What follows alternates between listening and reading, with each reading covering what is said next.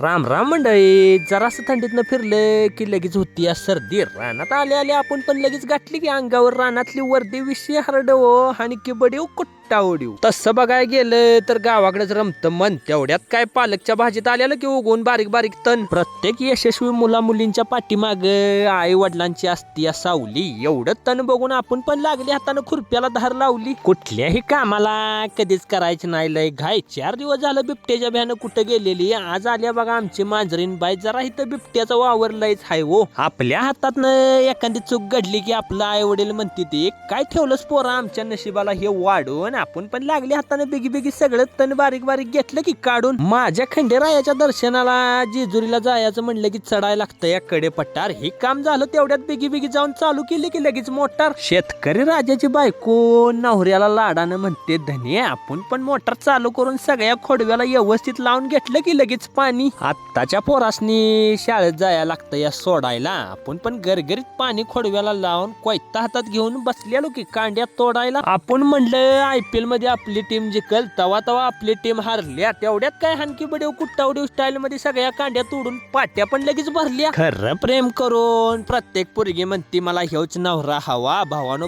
5 वाजल्या का नाही दिवस घसारीला लागला की असा येतो बघा आमच्या इकडे पाखरांचा थवा. आत्ताच्या पोरासनी ही पक्षी काय माहिती पहिल्यासारखं पोपट चिमण्या आणि इतर पक्षी दिसतच नाही ती.